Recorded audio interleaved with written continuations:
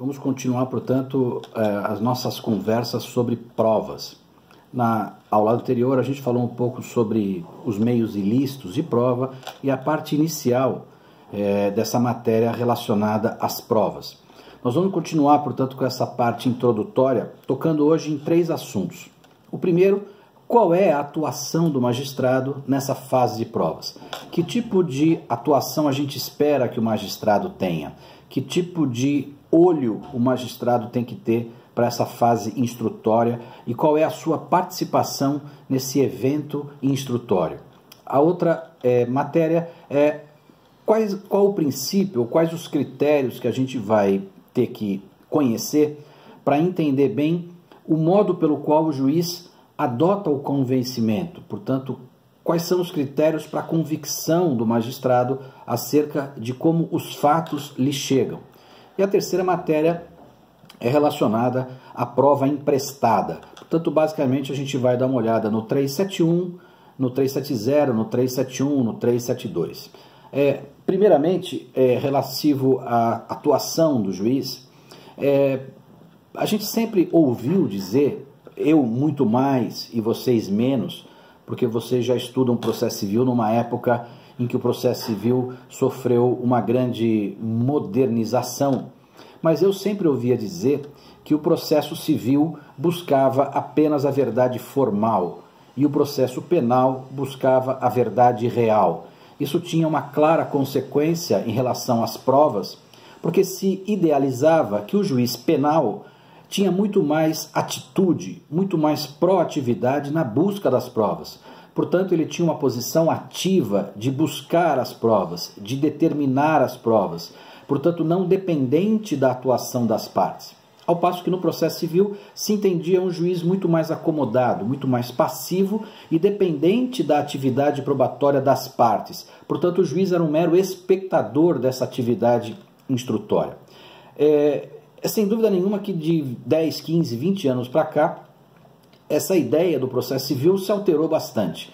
Portanto, a moderna doutrina e os próprios magistrados passaram a se entender muito mais colaborativos e muito mais responsáveis pela obtenção de um resultado justo às suas lides que estão para seu julgamento. Portanto, os juízes se permitiram muito mais interferência nessa questão de provas e, portanto, se perceberam atores protagonistas na busca de prova, ao invés de mero espectador dessa atividade probatória.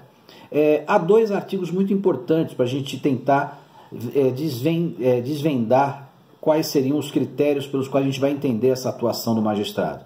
Eu adianto aqui que não tenho nenhuma vontade de terminar o assunto ou de dar o assunto por concluído.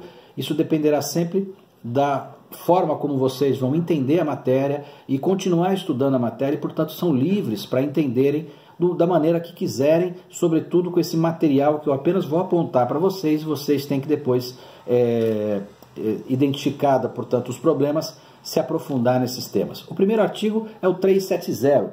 O 370 diz: caberá ao juiz de ofício ou a requerimento da parte determinar as provas necessárias ao julgamento da causa. Vejam que, de início, o artigo 370 parece querer dizer que a atividade probatória seria também do juiz ao dizer que cabe ao juiz de ofício a requerimento das partes determinar as provas. Se isso for verdade, portanto, a gente teria um juiz participativo, um juiz que poderia determinar provas. Entretanto, há um problema sério em interpretar este artigo de modo absoluto, que é o seguinte: há no sistema processual um mecanismo chamado onus probandi, ou seja, há um critério que eu já até falei na aula passada para vocês, em que o juiz julga um caso de acordo com o ônus da prova, ou seja, ele verifica se um fato lhe chegou como verdade ou se, não tendo chegado a ele um fato que deveria ter sido provado por alguém, ele pune esse alguém que deixou de provar. Portanto, o ônus da prova identifica um modo de solucionar a lide. Eu soluciono uma lide ou porque a verdade me chegou, ou porque a falta da verdade decorre de uma falta de atividade, de uma omissão de uma das partes. E, portanto, eu tenho mecanismos de solução do processo em função desse ônus da prova. Continuamos.